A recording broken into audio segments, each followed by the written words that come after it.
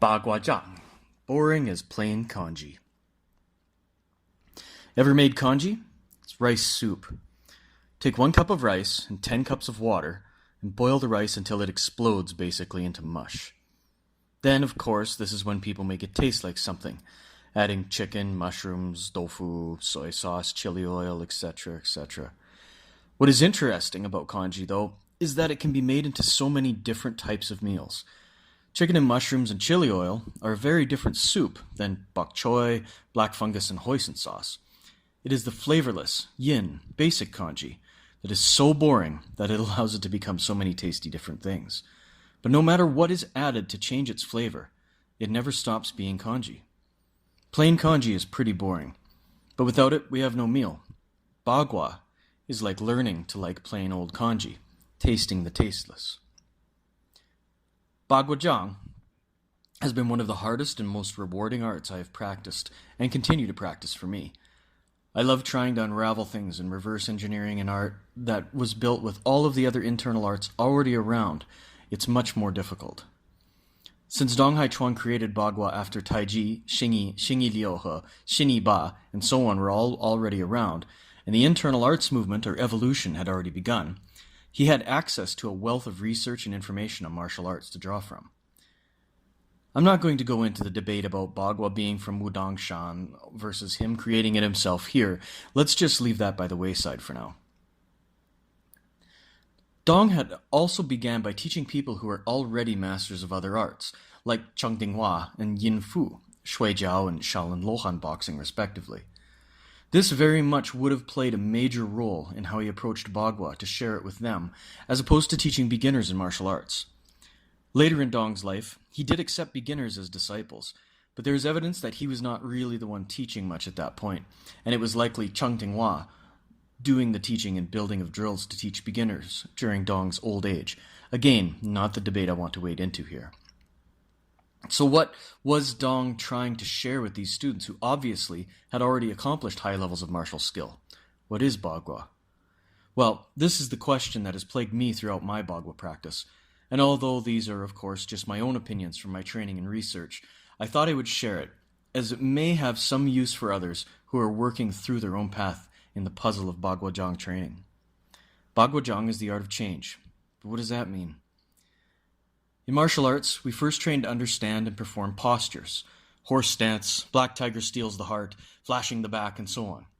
We train to link them together into choreographed sequences and train them daily, ideally, until we begin to apply these combinations on opponents. At first with partners in class, then non-cooperative sparring, we learn about the timing, distancing, and power needed to apply these things. And if we don't give in to the idea that we know better than our teachers, rejecting what we see as useless before we even understand it, we start to see the ways these things are meant to be used. A decent player in any style should be able to apply the style they have learned by situation and by circumstance with an opponent. Many times this takes years, and although a lot of students never reach this ability due to a variety of reasons, some do, and usually become teachers at this point. A few will get to the place where they're not even trying to apply movements to opponents anymore, and instead will allow the opponent to put themselves into positions that resemble previous training methods, and then apply them, allowing the opponent to decide what is used against them. So far, Bagua from the perspective of a beginner training to intermediate levels and trying to understand it, does the same. Drills, forms, push hands, two-person work, and forms, weapons, etc. Like any other art. Progressing into more advanced levels of training, we find all martial arts worth their weight, focusing on principles and mindsets to better understand the art itself, and allow it to become more and more formless. Herein lies the rub, if you ask me. What is meant by formlessness in martial arts? How do we achieve it? Why? If we return to the idea of learning movements and postures, and then linking them together, we can start to look at our training with a different mind. Yin-yang theory, Taiji, is given a lot of lip service in martial arts practice. And while it is generally understood, it is something that should not be thrown away as a way of thinking that somebody gets it. Applying the idea of yin-yang to training is one of the utmost important things in developing a real understanding of your art. Yin-yang are ways of defining aspects of a single thing in order to be able to better understand its qualities, properties, and to be able to examine parts of a whole. Without a distinction between this and that, we are attempting to discuss the whole of the universe at once. It is far easier to break up things into their parts in order to better examine and understand them. Therefore, if we look at postures as snapshots in time during movements, horse breaks free from the corral, tiger descends the mountain, and so on, we can define these movements as either yin or yang. For our purposes here, I will define postures as yang, hard and apparent examples of martial arts, the obvious. This will be my yang. This means that between postures, there are snapshots in time of yin, not postures. Moving, not static. The moves between the moves. As one of my masters told me, in between the moves is the Gong Fu. These moments of change and movement, the yin in this case, are where the real skill lies in training at this stage. It is not just superior structure and alignment in postures, with names, that is the martial art, but the way one moves from one to another, without sacrificing all the necessary tenets of the art and its movement. In music, one would say it's the spaces between the notes. These yin movements in training are the moments of change. The amorphous cloud, where the player's body is manifesting power, structure, and skill while in motion, dissolving a shape to create another one. Opponents do not fall from postures. They are defeated by movements. After some time, one starts to see that there are far more spaces between the movements than there are movements and postures themselves. Names of the postures begin to take on more and more meaning. Less do they refer to the appearance of the end shape, and more do they refer to the movement, mind, and spirit of the techniques itself. The Gong Fu resides in the motion, not the stillness at its end. Horse breaks free from the corral is not about the punching posture at the end, but rather the charging, surging motion in the torso, as though breaking through the timbers of a fence. The final strike need not even be with punches, or even hands, if the energy, intention, and mind come together properly. Headbutt, elbow, who cares? If the purpose combatively is to kill the opponent, make him dead, it does not matter what the weapon was. Bagua has more moments in between than postures and positions by design. In fact, I would argue that there are so few real postures in Bagua that they are almost manufactured for students to have something to latch onto when they're training and learning the art in an attempt to make it less confusing. When training is the motion and continuous rolling, coiling, surging, and twisting like a tornado, that is the manifestation.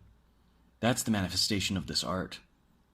Movement guided by principles that run deep in the art, like other truths in reality. Things like gravity, things that are real and proven to be true. I believe Master Dong had found this in his own training, and when he began reaching past where his teachers of martial arts had taken him, he found this truth of change. Just as air density changes by altitude, yet still remains air. Bagua is martial arts that changes constantly, yet still remains martial arts. The concept of change is not an idea to the Bagua player at high levels. It is an indisputable truth that they're trying to embody through themselves. There is history that Dong did not originally even name his art Bagua. Said he called it turning palm or changing palm. Bagua was a name that later was adopted for it, and most likely had to do with referencing elder Taoist concepts, as is the fashion with Chinese martial arts. There's also legend that he only taught 3-palm changes to his students, and worked with them on their own strengths and backgrounds, encouraging them to embody the principles, and worrying not about how they are doing his art, but instead doing their own art. Looking at the arts passed down by his students, we can see this clearly. Yin Fu Bagua is very different than Zhangdenghua Bagua, embodying those men and how they trained, thought, and did martial arts. The point I am trying to make clear here is very much, do not seek to be like the men of old. Instead, seek what they sought. Train the art with a teacher who can pass it on. Work to understand it, and then allow it to change from your own experiences. The idea of doing something the same way for hundreds of years is ludicrous. Every master, student, teacher, and player does things differently according to their own reality. If the principles of the art are kept intact, how is this change wrong? Master Dong Hai Chuang did not seem to think change was a bad thing, so why would we? My advice for people who may read this or hear this while starting their path into Bagua is this. Study and practice diligently. Work hard to learn the movements and methods of your teacher. Train them until you can see the principles present themselves. Then work to be yourself in this life and allow your art to be a place of your expression of your understanding, your love for the art, and your true self. Let it be yours. As martial artists, we tend to always compare ourselves to the men of old in a way that makes them seem like supermen. We are the living art, here and now. Embrace that and find your happiness. Strive for perfection and be accepting and gentle with who you are. Bagua is a great art for this. Learn form to become formless. You can't let something go until you've picked it up first.